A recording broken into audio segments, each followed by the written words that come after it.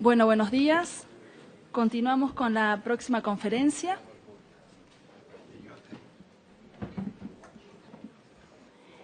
Del doctor Alberto Lifshitz, que nos va a hablar sobre el saber de la medicina clínica. El doctor Alberto es médico cirujano, egresado de la Facultad de Medicina de la UNAM y es especialista en medicina interna por el Instituto Mexicano del Seguro Social, recertificado por el Consejo Mexicano de Medicina Interna. Se ha desempeñado como jefe de departamento, jefe de división y director del Hospital de Especialidades del Centro Médico Nacional y coordinador de educación médica de la misma institución. Participó como gobernador en el capítulo mexicano del American College of Physics y fue presidente del Consejo Mexicano de Medicina Interna. Es miembro de las Academias Nacional de Medicina, del Consejo Mexicano de Medicina Interna. Fundador de la Asociación de Medicina Interna de México, hoy colegio, y del Consejo Mexicano de Medicina Interna, así como egresado del Centro de Formación de Profesores del IMSS. Desde 1972 es profesor definitivo de la asignatura y desde 1983 investigador del IMSS. También ha sido miembro del Sistema Nacional de Investigadores y del Consejo Técnico de la Facultad de Medicina y de la Sociedad Mexicana de Historia y Filosofía de Medicina. Presidente de la Asociación de Medicina Interna de México, del Comité Organizador del Consejo Mundial de Medicina Interna y de la Academia Nacional de Educación Médica.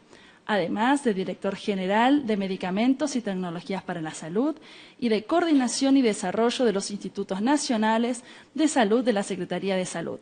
De igual forma, ha sido titular de la Unidad de Educación, Investigación y Políticas de Salud del IMSS y secretario del Consejo de Salubridad General hasta el año 2012. Ha dirigido 28 tesis de especialización y de maestría. Publicado 16 libros, 57 capítulos de libros y 342 artículos en revistas, incluyendo 47 de investigación. En la actualidad, es secretario en la Secretaría de Enseñanza Clínica e Internado Médico de la Facultad de Medicina de la UNAM. Director médico del Hospital Médico Sur en la Ciudad de México. El doctor Lifshitz fue galardonado con la cátedra Ilia Prigogine en Ciencias, Humanidades y Complejidad por la Multiversidad Mundo Real Edgar Morán en la Ciudad de México el 3 de diciembre del año 2015, por su brillante trayectoria profesional, así como su activa promoción del humanismo y del estudio de la complejidad y del pensamiento complejo en la educación y en las prácticas médicas. Doctor.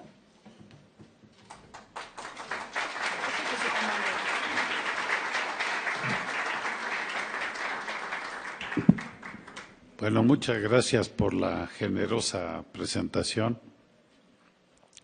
Y antes que nada, sí quiero agradecer la muy honrosa invitación de los organizadores de este fascinante encuentro, particularmente de mi amigo, el doctor de Pomposo. Tengo que confesar que me siento un poco intimidado por 2 o 3 razones. Uno, hablar después de Pomposo siempre es un desafío,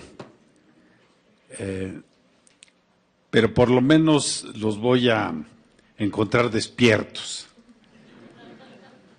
Lo segundo es la heterogeneidad del grupo, que pues me representa a mí un desafío. Tercero, aunque no he podido estar en todas las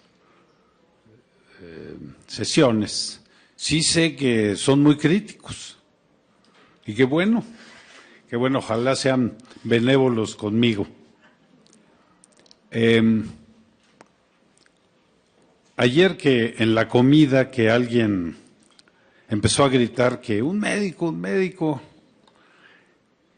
pues se levantaron varios, yo un poquito atrás, pero también me levanté, se levantaron varios, entonces me di cuenta de que en este público hay varios médicos. Y pues creo que voy a contar con la simpatía de ellos al menos.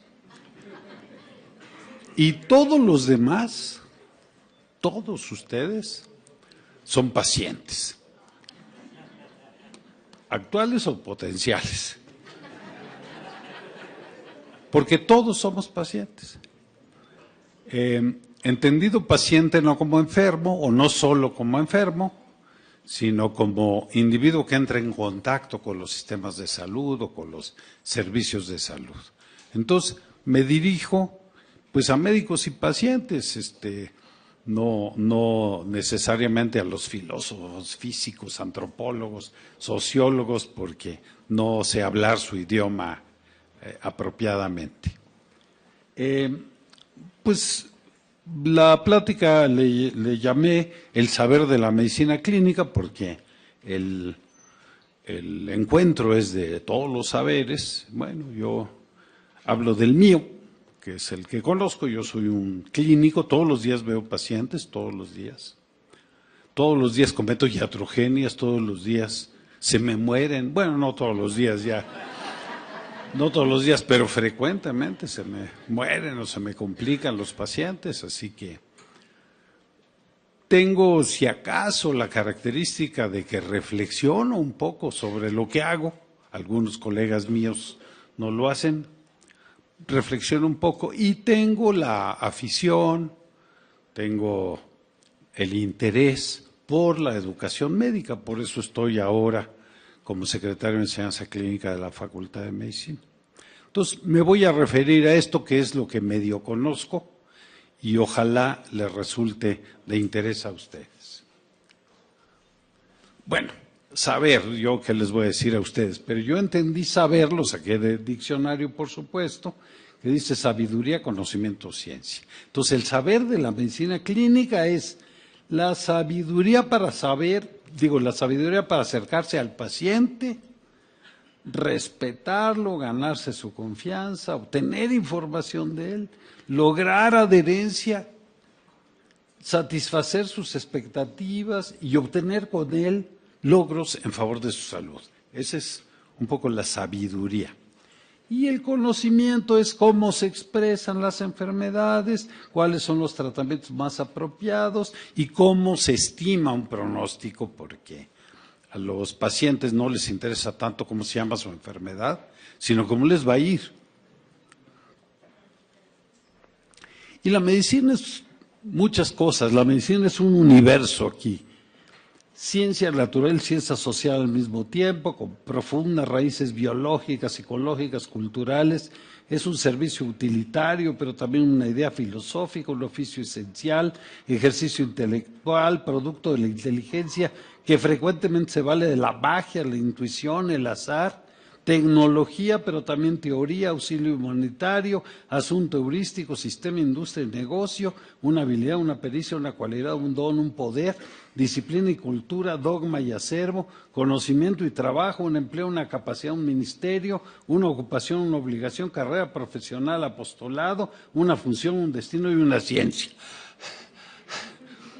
Todo eso cabe en la medicina y seguramente muchas cosas más, seguramente ahorita con lo críticos que ustedes son me van a decir al final todo lo que me faltó en esta expresión de lo que es la medicina. Entonces, la gente que estudia medicina, a veces equivocadamente, siempre encuentra cómo armonizar sus verdaderos intereses con lo que estudió, porque estudiar medicina ahora, bueno, no siempre, ha sido el orgullo de los padres y lo que presumen las familias, yo tengo un hijo médico, etcétera. Entonces muchos van obligados pero ahí encuentran a qué dedicarse. Aquí les pongo,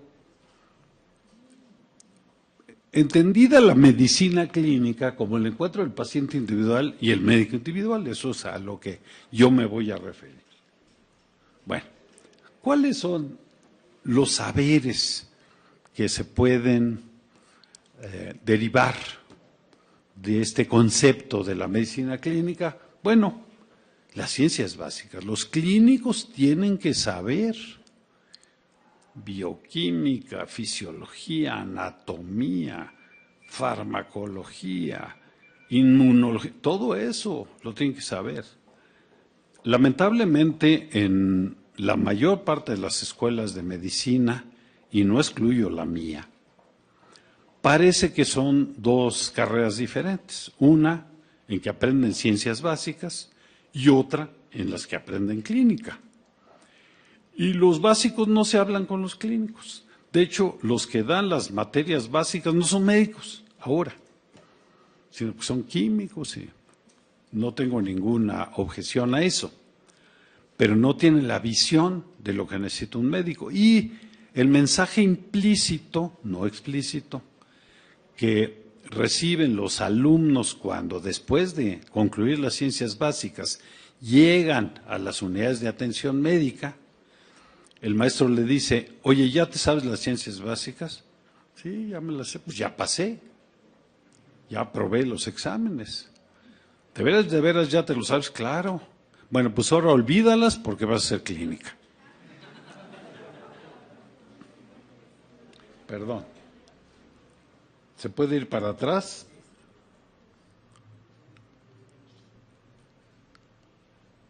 Bueno, otro saber es cómo acercarse y comunicarse. Los médicos somos muy malos para comunicarnos. Y es una vergüenza porque es una habilidad fundamental que el paciente nos entienda lo que le estamos diciendo. Yo veo cuando entrevistan a los colegas en los medios de difusión, no pueden salirse de la jerga, ¿no? Para que nadie les entienda.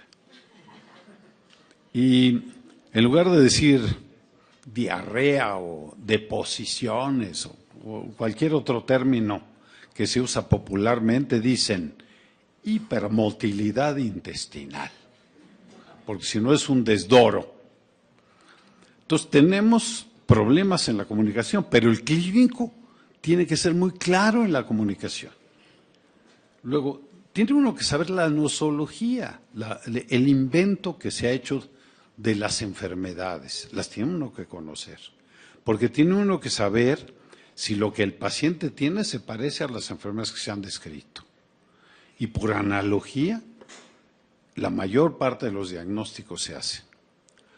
Ciertamente la analogía tiene sus límites y los novatos, que a veces estudian los libros y van a ver a los pacientes, se percatan de que los pacientes no leyeron los libros y que se enferman como quieren.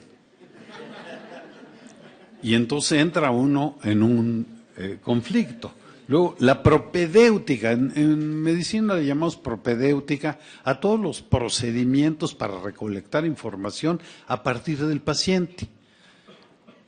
Se le llama interrogatorio, aunque el término se parece más a lo que se hace en los separos de la policía judicial, y hay toda una tendencia a más bien hablar de conversación. Y la otra es la exploración física, el revisar a los pacientes de arriba abajo. Esa es la propedéutica, sacar información a partir del paciente, lo que me diga y lo que yo pueda encontrar. Luego, la experiencia clínica, es muy difícil ser clínico si uno no ha tenido experiencia. Los jóvenes tienen muchos problemas para ser clínico. Pueden ser otras cosas, pero les cuesta mucho trabajo ser clínicos. Luego, el razonamiento clínico, cómo manejar estos datos, es todo un arte, todo un arte. Y luego, las decisiones, porque los clínicos somos tomadores de decisiones. Es decir, le voy a dar tratamiento, me voy a esperar. Le voy a dar tratamiento, pero ¿qué tratamiento le voy a dar? ¿Por cuánto tiempo? ¿Cuál de todos voy a escoger? En fin. Y uno puede ver la clínica ciertamente como un cuerpo de conocimientos, pero también como la habilidad para entender a los pacientes, con la actitud que equivale a la disposición de veras ayudarlos, de veras ayudarlos. Y competencia o un conjunto de competencias que ahora se habla mucho de esto. ¿Qué pasó? Algo pasó. Ahí está. Entonces, uno puede ver a la clínica como la aplicación del método científico. Nos han convencido a los clínicos de que somos científicos. La aplicación del método científico a la solución de los problemas del paciente como la aplicación de conocimientos generados por la ciencia a la solución de los problemas del paciente, pero también como una actividad generadora de conocimiento. En la clínica, no todos mis colegas están habituados a esto, pero en la clínica se va generando conocimiento, se va enriqueciendo la profesión, se va enriqueciendo la especialidad. Bueno, y la clínica tiene sus preferencias. Por ejemplo, se enfoca al enfermo y no a la enfermedad. Ya hay un viejo aforismo que dice, no hay enfermedades sino enfermos, ¿no? Para la clínica lo importante es el enfermo. Y hemos cometido algunos errores de identificar a los pacientes por la enfermedad que tienen o por el casillero en el que lo acomodamos. El organismo, hablo en su conjunto, y no los órganos. También hemos dividido esto que decía Alexander, de la división del trabajo, digo, es una necesidad, pero hemos dividido a los pacientes en pedazos. Y hay gente que tiene especialidad de 10 gramos de paciente, los ojos, no sé cuánto pesan los ojos, pero por ahí. Eso es lo que les interesa del paciente y todo lo demás se olvida, ¿no? La persona, ya no es el paciente, es la persona y no sus padecimientos. Los individuos y no los aparatos y sistemas. La extensión y no la profundidad, lo tengo que ver en su extensión y no solo una parte, aunque sea en profundidad. Si hay quien deba hacer eso, no lo niego. Los sujetos y no los objetos. Y las propias habilidades y no los artefactos. Ahora, con la emergencia abrumadora de la tecnología, pues ya los médicos nada más manejadores de aparatos y interpretadores de resultados, ¿no? Es más, alguien me los interpreta y me los manda. Ya no necesito yo ni siquiera verlos. Ahora, ¿por qué cabe esto dentro de la complejidad? Yo no soy un experto en complejidad, estoy contagiado, pero no he desarrollado la enfermedad todavía. Me han inoculado, pero pues todavía no la entiendo bien, pero sí veo que, bueno, no hay enfermedades sino enfermos, ya lo habíamos mencionado, toda esta tensión entre unicausalidad y multicausalidad. Cuando yo me formé, el paradigma dominante era lo etiológico. Vamos a dar tratamiento etiológico, vamos a hacer diagnóstico etiológico. Vamos a combatir la causa, no combatir la enfermedad ni los síntomas, la causa, porque si no nunca se acaba. Y va uno descubriendo que no hay una causa, sino siempre hay muchas. ¿Y cuál causa? ¿A cuál causa me dirijo? ¿Cómo las combato? Luego, que el todo es más que la suma de sus partes, ya lo traté de ilustrar hace un rato. La importancia de lo subjetivo, no puede uno cerrar los ojos a los temores, anhelos, preocupaciones, aprensiones de los enfermos y las propias. Esto que nos quieren enseñar a ser muy objetivos, no involucrarnos afectivamente con los pacientes porque perdemos capacidad de decisión, pues lo cierto es que no se puede. Uno sufre con los pacientes, se alegra con los pacientes, no se puede ser totalmente objetivo, ni es conveniente. Yo creo que hay que convivir con los pacientes, hay que sufrir con ellos. Luego, la comorbilidad. Hoy, la regla es que los pacientes no tengan una sola enfermedad, tengan varias simultáneas. Esa es la regla. Entonces, eso trae una complejidad especial porque ¿a cuál atiendo primero? Si atiendo una, afecto a la otra, ¿qué tratamiento? El tratamiento de una puede afectar a la otra, etcétera. Luego, la polifarmacia, dicen que hoy un individuo de 50 años o más, aunque esté sano, ya toma 4 o 5 medicamentos. Sano, ¿eh? No estoy hablando de los enfermos. Los enfermos toman 10, 20 medicamentos. El papel limitado de los medicamentos, creer que todo se cura con medicinas. El estado de ánimo, la belleza, la obesidad, el apetito.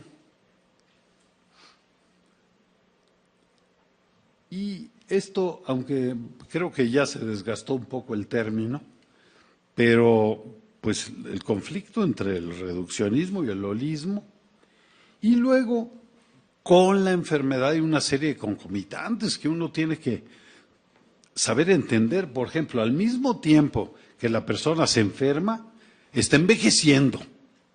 ¿Y qué parte de lo que siente es porque está envejeciendo y qué parte es porque está enfermo? La aterosclerosis, ¿es enfermedad o es envejecimiento? O en los niños, está enfermo, pero también se está desarrollando, está creciendo, O la pobreza, la malnutrición, cosas que a ustedes les interesan mucho. La influencia de las empresas farmacéuticas, fabricantes o distribuidoras de medicamentos que han invadido la educación continua de los médicos, porque no hay quien financie la educación continua de los médicos. Es la industria farmacéutica la que los financia, entonces la sesga. Hoy hay algunos intentos de regular esto, pero no está totalmente regulado. Y fíjense, esta es una gráfica de comorbilidades, el número de enfermedades que tienen según la edad.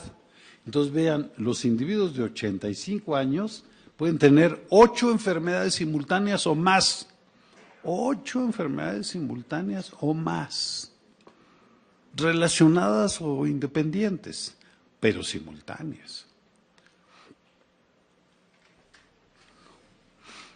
Aquí se contrastan dos épocas, pues la época romántica en que ustedes ven al médico ahí preocupado por su paciente y tal vez una ilustración de lo que puede ser una parte de la medicina contemporánea.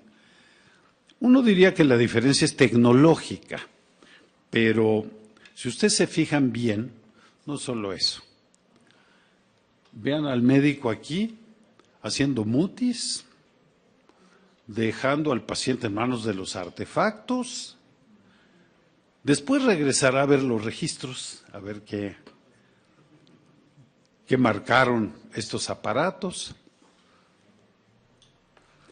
Y esto del diagnóstico sin examinar al paciente, también una costumbre que uno ve, es que el paciente le habla al médico y le dice, oye doctor, me duele la cabeza. Y el médico le dice, pues tómate una tomografía y me la mandas. Ni siquiera ven a que te vea, o tráeme la tomografía, me la mandas, ¿para qué te veo con la tomografía?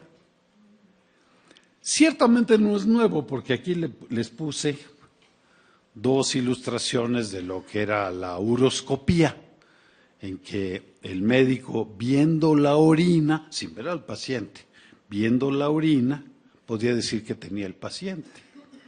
Y existía también la coproscopía, en que los excrementos se tendían sobre la mesa y el médico examinaba los excrementos y con eso hacía diagnósticos.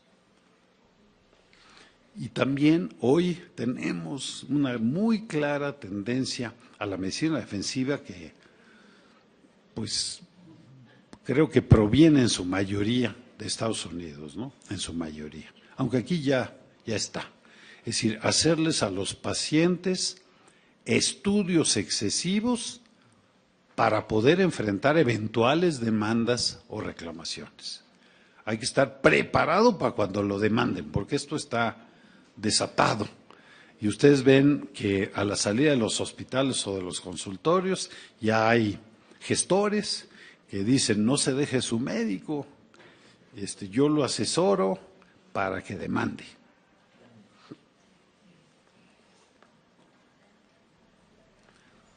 Esto lo conocen ustedes mejor que yo, pero si ustedes ven el avance normativo, el avance científico y tecnológico lleva una pendiente, pues que se va acercando a la vertical, y el avance normativo y ético, aunque lleva ahí su pendiente, va con dificultades avanzando, pero la brecha se va aumentando. Y entonces lo que enfrentamos los médicos clínicos hoy en día, pues son situaciones inéditas, no están descritas en ningún documento de referencia. Qué capaz que el juramento hipocrático nos hablara de qué hacer con embriones sobrantes que no se pudieron implantar a una señora. ¿Qué hago con ellos? Los tiro a la basura, los rifo, los vendo, los cambio por un carro.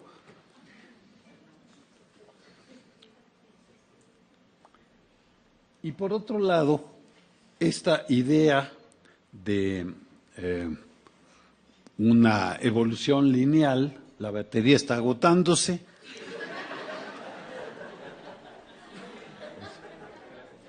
Que dice: una causa produce un daño, el daño se expresa en síntomas y signos, los síntomas y signos obligan a un tratamiento, pues va cambiando en que la causa no es única, sino son múltiples. El daño es muy variable. Las mismas causas en un individuo producen un cierto daño y en otro individuo producen otro daño. Depende de muchas otras variables. Los síntomas y signos depende de cada paciente. Hay unos muy estoicos que ni sienten nada y hay otros muy chillones que con poquito ya hacen un gran escándalo, ¿no? Luego, el tratamiento. Cada enfermedad tiene varios tratamientos posibles. No hay, por eso no es una ciencia exacta la clínica. Y luego cuando yo tengo pacientes que son físicos y químicos, no pueden entender que pues lo que hago tiene alguna probabilidad de funcionar, pero no tengo la seguridad, no tengo la certeza de que funcione, porque esto tiene tantas variables fuera de control. Entonces, el tratamiento puede ser variable y la respuesta puede ser variable porque depende de su genoma, depende de muchas cosas. Y hoy hay una diferencia con el clínico clásico. Conviene terminar antes para que participen ustedes, ¿verdad? Ahorita ya no me falta mucho. Un clínico clásico con un clínico del siglo XXI. Los dos tienen que ser carismáticos, suscitar confianza, ser discretos, responsables, solidarios, fieles a su paciente, pero el clínico clásico es paternalista, toma decisiones por el paciente, en bien del paciente, pero sin considerar al paciente. El clínico contemporáneo respeta la autonomía, o bueno, tiende a respetar la autonomía del paciente. El clínico clásico es medio intuitivo, el ojo clínico. El de ahora es más racional o tiende a serlo. Aquel se basaba en su experiencia, solo los viejos podían ser buenos clínicos. Hoy pues se basa en evidencias científicas en la medida de lo posible. Aquellos soslayaban los costos. A mí me enseñaron que los costos no importaban. Los costos no importaban. Hoy no se puede ejercer la profesión sin una conciencia clara de los costos. Y en igualdad de circunstancias, escoger lo menos costoso.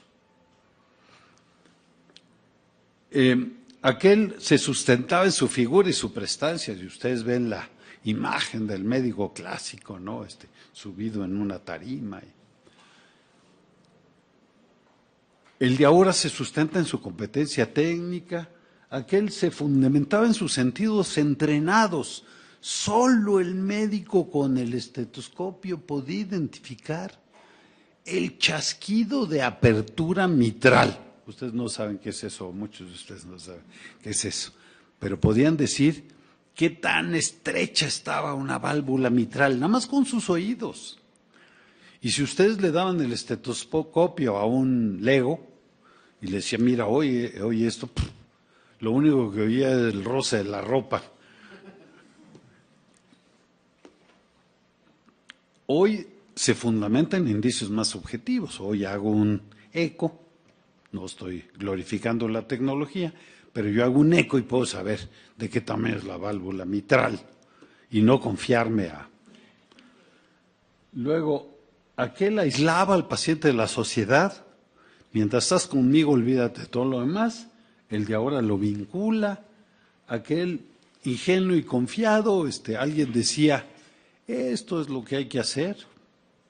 Y pues eso lo hacía. El de ahora, escéptico, lo duda. Aquel trabajaba independientemente, el de ahora trabaja en equipo y organizaciones. Aquel elegía terapéuticas recomendadas, alguien decía, esta enfermedad se trata con esto. Yo tengo esa experiencia. El de ahora dice, no, yo exijo que esta terapéutica esté validada. Aquel hacía abstracción del contexto, el de ahora se adapta al contexto. Aquel buscaba la asociación entre signos y enfermedades. Y hay una gran cantidad de signos descritos en la clínica clásica. El signo de Back-Burney, el signo de Osler, el signo de Giordano. Y ahora, pues ya todos esos pasaron a la historia, porque tienen muy poca sensibilidad, muy poca especificidad, muy poco valor de predicción. Entonces, ahora se exige que esta asociación tenga una validación estadística por lo menos. Y también se recupera el papel central del paciente. Créanlo o no, se perdió esto en una época, no muy reciente, ¿eh? La estrella es el médico, sino es que el hospital, el seguro y el paciente. Yo estuve muchos años en Centro Médico Nacional, que en un tiempo fue de vanguardia, pero por ejemplo tiene estacionamiento para el personal, pero no tiene estacionamiento para los pacientes. Los pacientes no son importantes. Bueno. Iba yo a hablar algo del aprendizaje clínico, pero creo que ya no. Y nada más concluyo para dar margen a discusión. El aforismo, uno de los aforismos hipocráticos más reconocidos, esta es una traducción que no sé si es apropiada, pero es de las más conocidas, que dice, la vida es breve, el arte largo, la ocasión fugaz, el experimento riesgoso y la decisión difícil. Lo pueden adaptar a lo que sea, pero yo lo adscribo a la clínica, al arte de la clínica.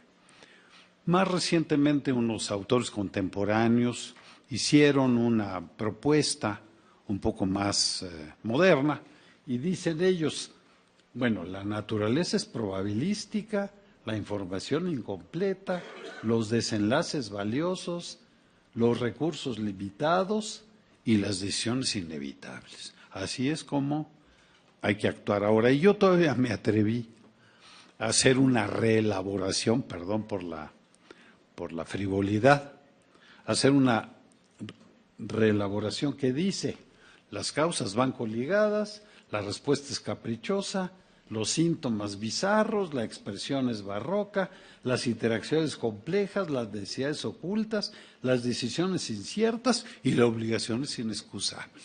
Bueno, les agradezco su atención y estoy a sus órdenes.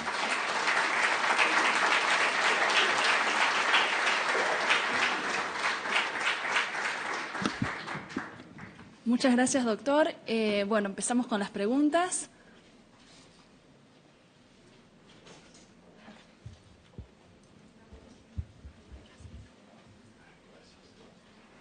Hola, hola, buenos días.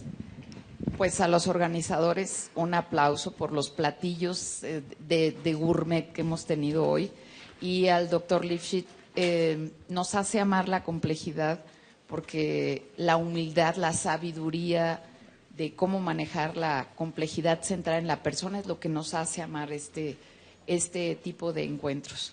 Son dos preguntas muy concretas, pero sí le quiero decir desde dónde le hablo. Le hablo desde la formación. Yo soy abogada, pero le hablo desde la formación de la medicina conductual, en donde vemos que los médicos pues nos llevan años luz de avance en la gestión de la complejidad, porque trabajan muy bien en equipo.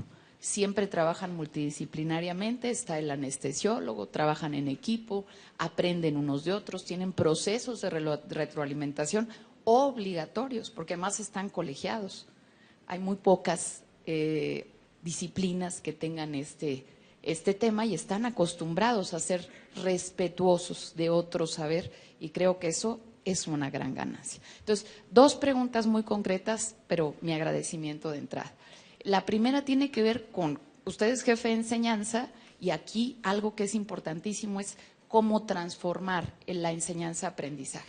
Usted nos dijo, yo estuve formado en la etiología y ahora resulta que eso ya no es tan importante. Entonces, ¿cómo este cambio de modelos de enseñanza sí tiene un impacto para medir resultados? Hay más o menos, ya sabemos que los médicos no son dioses, pero ¿qué pasa con este impacto en la formación? Sería una de las preguntas.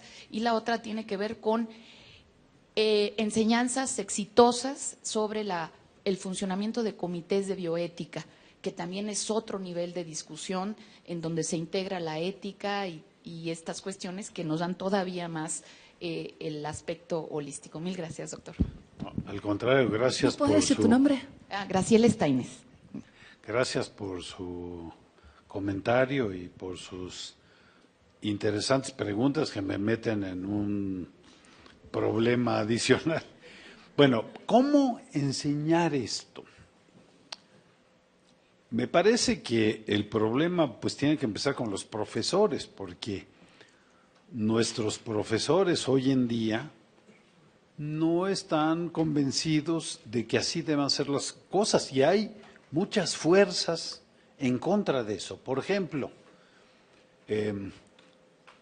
yo no estoy en contra de las guías de práctica clínica, creo que son un apoyo, pero la guía de práctica clínica dice las cosas deben hacer así, y no hay forma de pensarle o de salirse. Si uno ve la guía como una amplia carretera por la cual uno puede transitar, y no como una vía del tren en la que no se puede uno salir, pues eso interfiere con esta posibilidad de ser flexible y adaptable a las circunstancias. Entonces, hay muchas fuerzas, los algoritmos, hay muchas fuerzas, las reglas, el tiempo que le concedan a los médicos para ver a un paciente, en fin, muchas fuerzas que hacen difícil que esto funcione. Pero creo que lo que hay que incidir es en los maestros. Nosotros estamos haciendo nuestro esfuerzo, porque pues tenemos algunos diplomados a distancia, porque ahora ya para formación docente. Creo que por ahí podemos empezar. Y en cuanto a los comités de bioética, yo coordino uno, y es una experiencia sensacional, maravillosa. He visto comités de bioética que pues simplemente cumplen con lo mínimo que se exige, ni siquiera se discute, nada más para que quede constancia de que lo vio un comité de bioética. Pero yo coordino uno que me parece que funciona muy bien, y es un comité como debe ser, multidisciplinario, en que participan pacientes, en que participan legos, abogados, en fin. Creo que el chiste es pues buscar la integración como grupo del comité de bioética, y no pensar simplemente que sea multidisciplinario, pero no integrado como grupo de trabajo. No sé si le contesté, pero ya. Bueno, sí le contesté, pero no sé si bien. Doctor, Sí. Perdón. Muy interesante su planteamiento. ¿Dónde es? Soy María Gilardi de la UNAM, soy socióloga. Sí. Y me parece que la clínica sería el enfoque que trata de abordar con mayor consecuencia la complejidad humana, por lo que usted nos comentó y por lo que usted nos enseñó. Me parece también muy interesante la distinción que usted hace entre sabiduría y conocimiento. Creo que son ideas muy aportadoras y muy enriquecedoras para recuperar o no sé si desarrollar de manera diferente lo que ahora. ¿Qué pasa con este planteamiento y con respecto efectivamente a un enfoque de la medicina cada vez más hiper especializado y cada vez más medicamentado? ¿Y qué opina usted sobre estas intervenciones de la medicina, de esta incipiente o recuperada o en fin en proceso de la medicina alternativa? Bueno. La primera pregunta es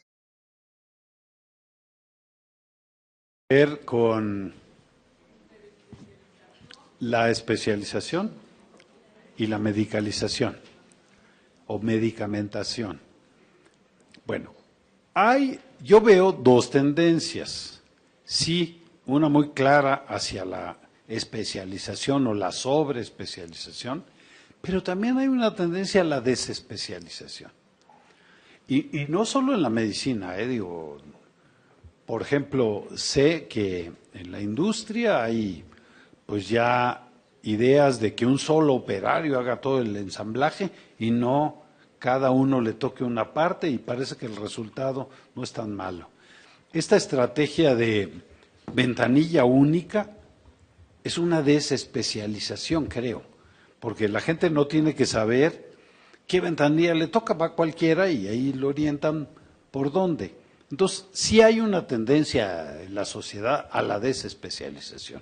Y en relación con la medicina, las necesidades de los pacientes pues están también en la desespecialización. Sí quieren que alguien lo vea en profundidad, pero también quiere que alguien lo vea en su conjunto, en su globalidad. No globalidad, porque ya el término ya que lo vea completo. Entonces creo que las dos cosas hay. Yo tengo una especialidad muy poco profunda, pero sí extensa. Y tengo, creo, la capacidad, igual que mis colegas de mi especialidad, de ver a los pacientes adultos de una manera completa, integral, no ver el pedacito. Entonces creo que hay las dos cosas. La tendencia a la especialización, a saber cada vez más de cada vez menos, pues ahí está muy clara, pero también existe la otra tendencia, creo yo. La medicamentación, es un poco a donde nos ha llevado las empresas farmacéuticas, creo yo, que nos han orientado a que todo se resuelva con una prescripción medicamentosa. Y los propios pacientes se sienten frustrados si no salen con receta. Yo muy pocas veces doy una receta al final y se me van los pacientes, ya no regresan conmigo. En el propio Seguro Social, la gente dice, pues llevo tantos años cotizando y ni unas vitaminas me dan. ¿No? Ahí está muy claro, pero creo que es una influencia de la publicidad o de la promoción. Ahora, me refiero a la homeopatía y a las medicinas alternativas en general. No tengo duda de que los homeópatas tienen éxitos terapéuticos, no tengo duda, los he visto. Donde yo he fracasado, ellos a veces tienen éxito. Pero tienen un problema, que es una práctica poco científica. De hecho, desde Hahnemann, que fue el que la describió, la disciplina no ha cambiado. Es lo mismo, cuando podría haberse perfeccionado, haberse modernizado, pero no, está igual, no tienen una estructura científica. Y cuantas veces yo he convidado a los homeópatas, vamos a hacer algunos estudios con metodología científica, hasta se enojan porque igual pasa con otras medicinas alternativas. No estoy negando los éxitos, porque, digamos, la medicina tiene por lo menos 2.500 años, si contamos desde Hipócrates, pero mucho más si contamos desde que el primer ser humano quiso ayudar a un enfermo, mucho más. Es una de las profesiones más antiguas. Hay quien dice que es la segunda profesión más antigua del mundo. Bueno, es una de las profesiones más antiguas y durante muchos años careció de efectividad terapéutica. Es decir, remedios verdaderamente eficaces como los vemos ahora apenas tienen 150 años. ¿Cómo sobrevivió la medicina? Milenios, si no servía. Bueno, es que hay dos mágicos efectos. Uno se llama efecto placebo, que es maravilloso, que nos ha permitido tener éxitos hasta los que no sabemos. Y otro se llama la tendencia de las enfermedades a curarse solas, el vis medicatrix natura. Todos ustedes han tenido enfermedades que se curan solas o a pesar de los médicos, se curan. Entonces, creo que eso explica también algunos de los éxitos de las medicinas alternativas que no tienen un sustento científico sólido. Doctor, bueno, Juan Ruiz, yo soy pediatra, vengo de Los Mochis, Sinaloa. Me agrada ahorita ver y escuchar lo que usted está comentando y me agrada ver que el doctor del Pomposo pues está frente a usted, ¿verdad? ¿Por qué digo esto? Porque el doctor del Pomposo dijo que para él el mal era un misterio, pero si no estoy equivocado, creo que así lo dijo. Y no quisiera decir presumiblemente que haríamos a lo mejor un triángulo medio vicioso, ustedes dos y yo, que soy médico también, un círculo vicioso, pero yo veo, bueno, para mí, claro, ¿no? Para mí no es un misterio, pues, el mar, ¿no? Si lo veo un punto así, a lo mejor demasiado pragmático, pues yo el mar lo convierto en lo que es la comprensión del dolor. Cuando yo comprendo el dolor, que es el dolor físico, que ahí está y se puede medir aproximadamente, pues, y está el dolor psicológico, que ese a veces es imposible de medir. Entonces yo creo que ya yo me sitúo en un lugar que para mí no tiene misterio, pues el mal, lo malo, ¿no? Ahí es donde yo quisiera la opinión de usted y bueno, también la opinión del doctor del Pomposo.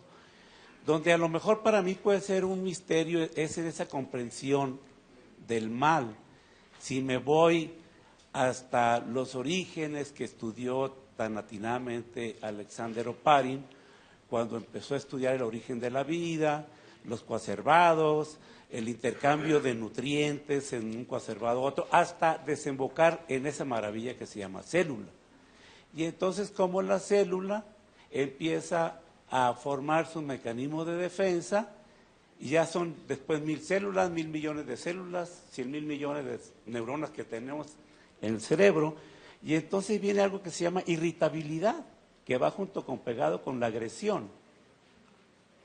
Ahí es donde para mí pudiera enfrentar yo ese misterio, pues, del mal, algo que se originó tan profundamente, un punto de vista tan profundamente químico, bioquímico, y ahí sí yo me atoro en la comprensión de ese mal, de ese dolor.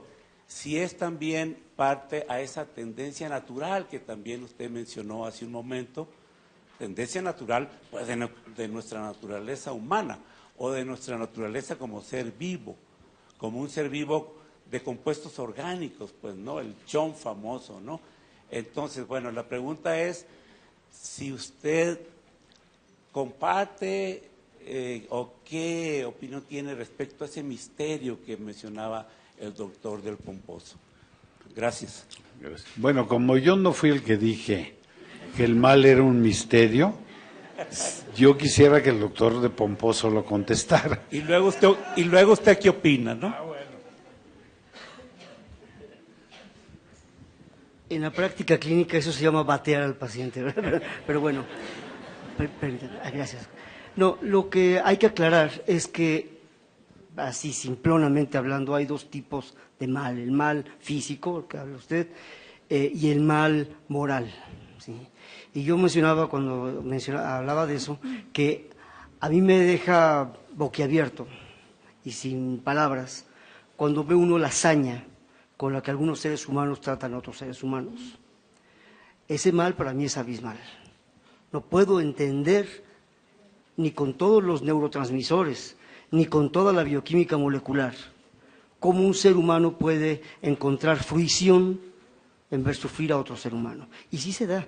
No estoy hablando de un cuento chino, estoy hablando de cosas que por lo menos en el siglo XX provocaron 100 millones de muertos, más.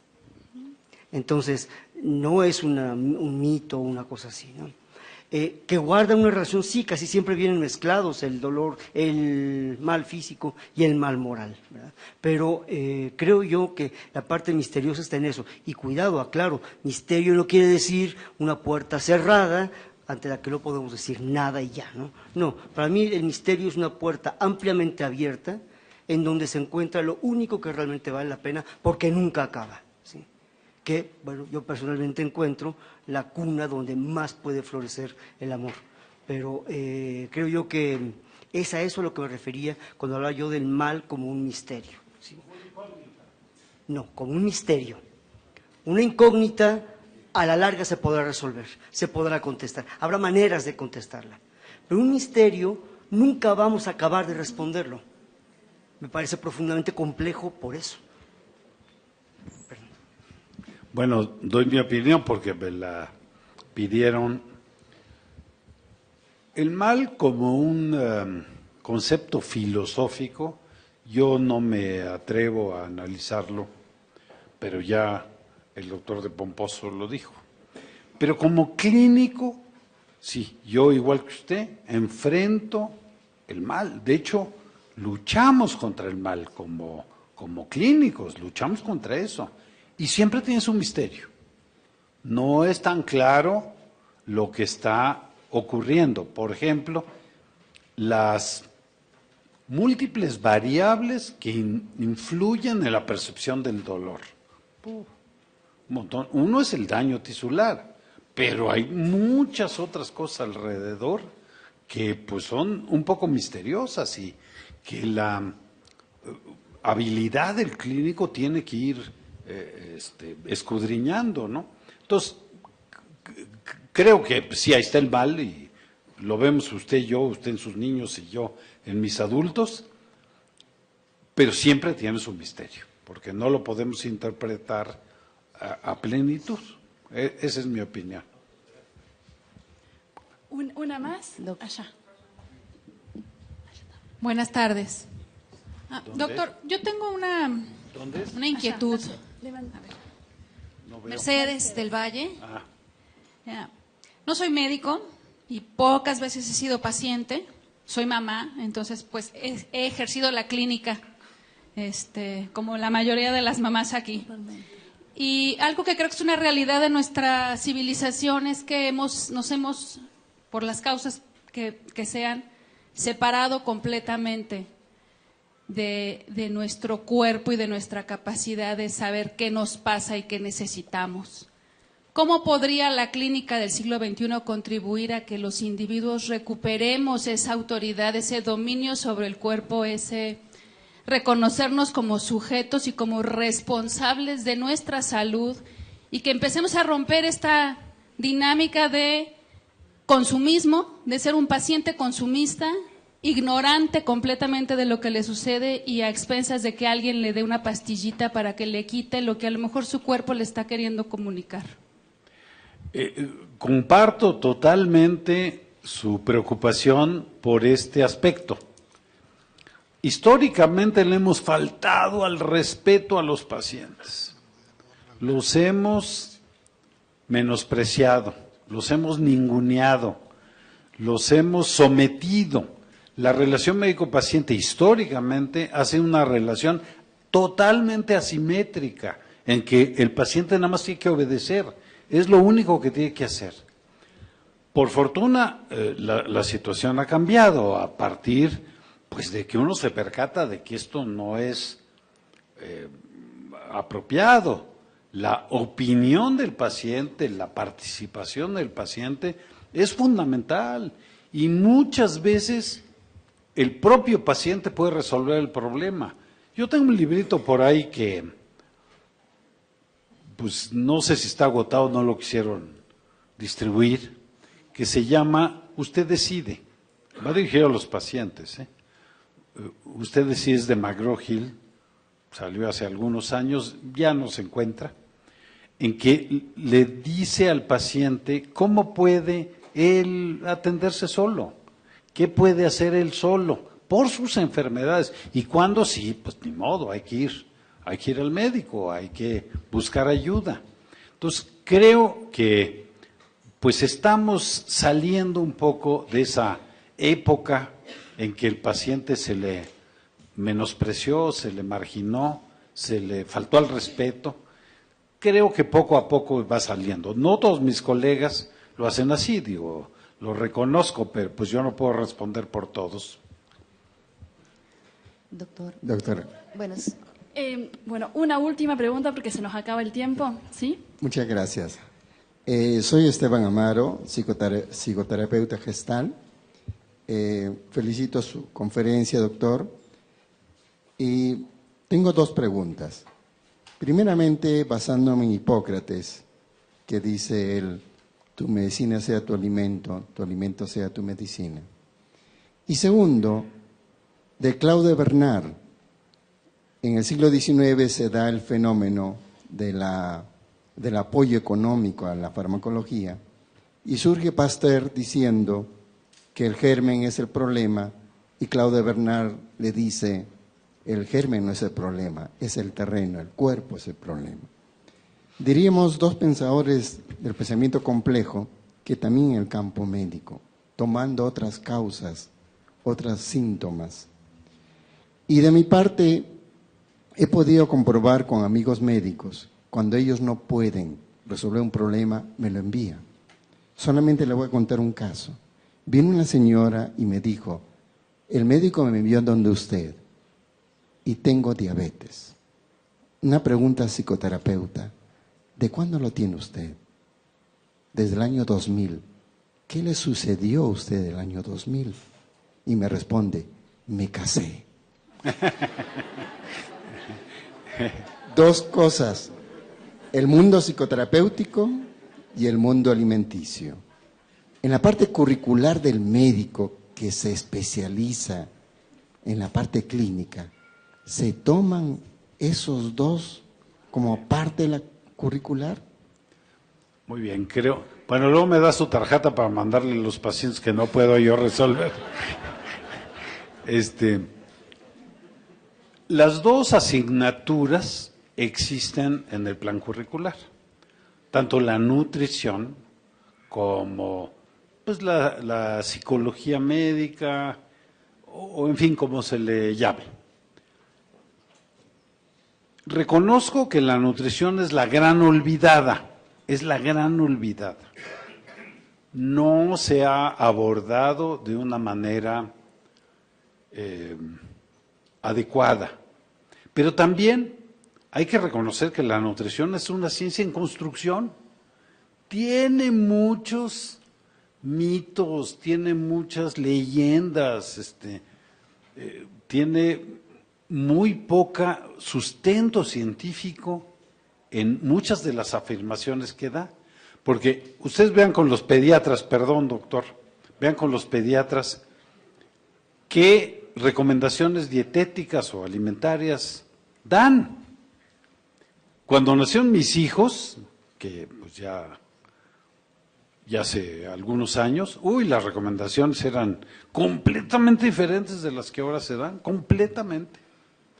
Entonces, porque no se ha acabado de construir esa ciencia, creo yo. Y en cuanto a la psicoterapia, yo creo que es fundamental. Los médicos tenemos que hacer funciones psicoterapéuticas, ni modo. Lo sepamos hacer o no, y lo hacemos, bien o mal, pero lo hacemos. Sí forma parte del currículo, aunque me parece que aprenderlo a través de una asignatura, pues no es la mejor manera, ¿no? La mejor manera es, pues, enfrentarlo y con asesoría, con retroinformación, en fin. Eso. Ese es parte del mito, ¿no? Pobre McDonald's, ¿no? McDonald's es lo peor que se ha dado y los pobres ahí le ponen ensaladas y tratan de cambiarle para perder un poco ese estigma. Pero hay muchas cosas inciertas en la nutrición, hay muchas creencias en relación con la nutrición. Y la psicoterapia, pues yo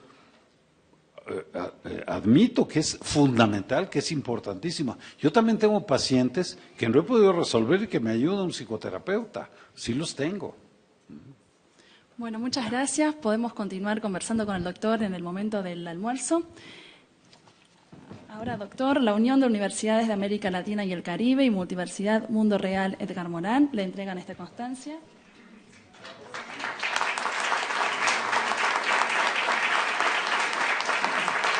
Doctor.